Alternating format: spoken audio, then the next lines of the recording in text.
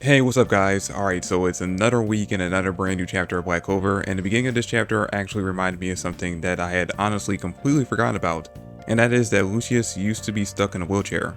And yeah, I honestly forgot about that because every time we've seen him in the present day, he's been standing around and walking without any issue. We even saw him in the last chapter casually walk up to Asta, so we know he's not just using magic to make himself float or anything, he's actually using his own two legs to move around.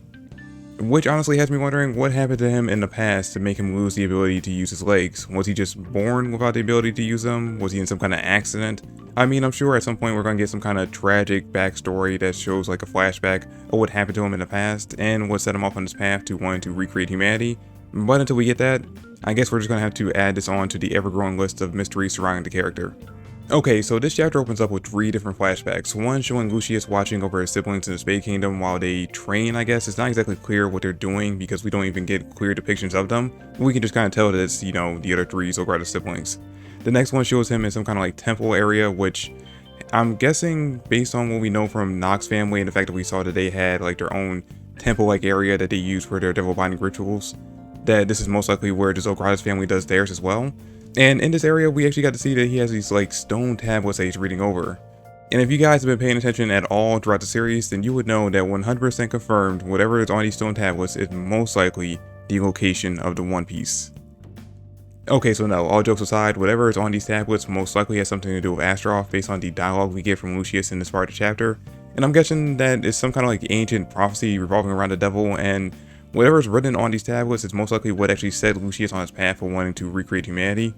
Which means we're probably going to be heading back to the Space Kingdom to find the Zograta's family home and basically figure out where these tablets are and read them for ourselves in order to figure out exactly what's going on and what Lucius' ultimate plan is. And then the final flashback we get is actually a conversation between Lucius and Julius, and I feel like a lot of fans have kind of misinterpreted what's going on in the scene based on some information we end up finding out near the end of the chapter. And what I think actually some people thought is that in this scene, Lucius is actually killing Julius so that he can have full control of his body back. And I don't think that's actually what's happening. What I think is actually happening is that in this moment right here, during the flashback, we are seeing Lucius actually erase Julius' memories of him. Which actually makes sense if we go back to the ending of chapter 331, where we have to see that once Julius put together that he actually is connected to the Time Devil, that he was genuinely surprised. It wasn't like he was faking it, he was actually legitimately surprised. And I feel like that makes the most sense if you look at the dialogue in this chapter, because during the conversation between the two of them, Lucius says that he foresaw in the future that Julius would actually try to stop him from achieving his goal, and he was a little disappointed that Julius, the person closest to him, wasn't able to basically understand what he's trying to accomplish. So in order to basically get Julius out of his way and stop him from basically interfering, he decided to erase his memory so that Julius would have no idea what's going on. And considering the fact that we see that Julius is actually in his adult form during their conversation, which most likely means that this conversation took place before Julius reverted back to being a 13-year-old. Although, that being said, it's hard to place exactly when it actually took place. It could have been before he became a Magic Knight captain over in the Clover Kingdom, or it could have been well after he became the Wizard King. It's hard to say exactly, but we know for sure that it's actually taken place before the events of the last arc. Now, my personal guess is that it took place well before Julius came to the Clover Kingdom and became a Magic Knight captain, but that could just be me having wishful thinking, not wanting the character to be actually evil.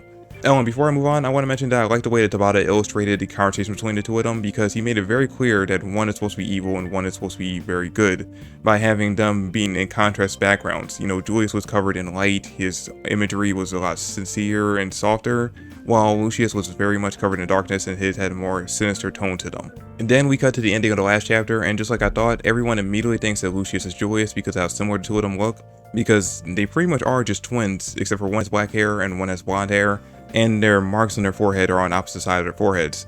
But Asta is actually pretty quickly able to pick up on him being someone else, but before anyone can react to him, Lucius freezes time around them. Now obviously Asta is able to break free from it by activating his dark form, but everyone else is still frozen in time, and I actually like the way that Tabata drew the effect of everyone being stuck in time, because it gives the characters a much like softer look, like their outlines and their coloring looks a lot softer and lighter during the illustration, and actually looks like a pretty cool effect for time magic. And then Lucius tells Asta that he's taking Lucifero's magic, and Asta's like, you look just like Julius, but you're not him, and you look like you're human, but you're also not completely human at the same time. Who the hell are you? So Lucius tells him, I am Lucius Zograta's, I am the savior of this world, and Julius is dead. And then he goes on this long monologue about how he plans on using his siblings' magic with his own to recreate humanity with undying bodies, and to make sure that nothing happens to threaten his new paradise, he plans on ruling over humanity as the next and final Wizard King. And so far, everything's been going according to his plan, except for one thing, and that's Asta. Him being born without mana is something that he considers to be a flaw in the world, the biggest flaw in the world actually, and he can't let that stand, so he plans on getting rid of him so that there's no flaws in his new paradise. And I mean, of course, this immediately pisses off Asta, and he denies the idea that Julius could have possibly died because he's too strong to have died that easily, and he says that whatever happened to him, he's going to end up being the one to save him. Which I like the way that Lucius responds, because he just kind of says, well, you know, I'm stronger than Julius, so if you couldn't beat him, there's no way you can win against me.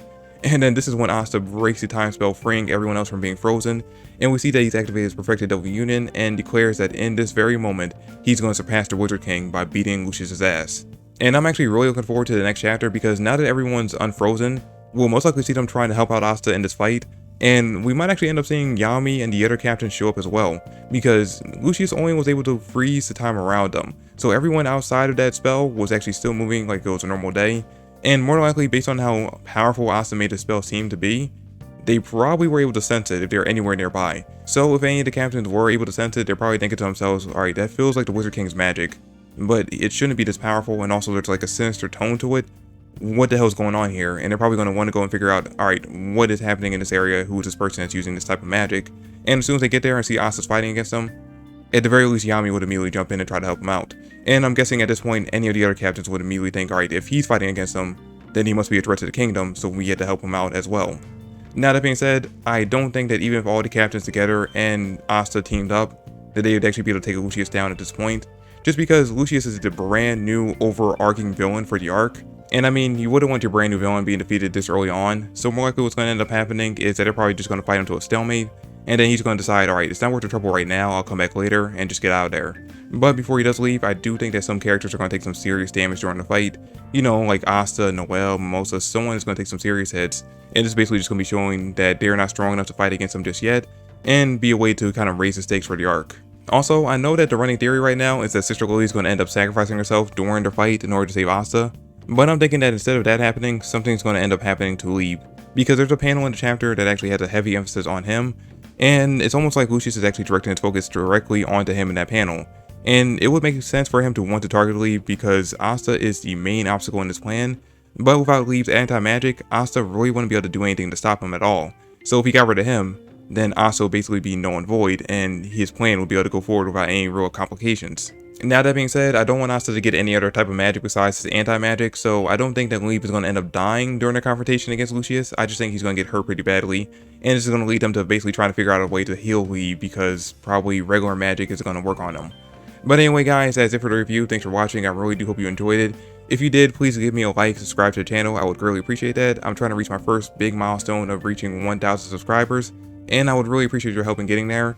But anyway, that's it for the video. Thanks again for watching, and I will catch you all in the next one. Peace.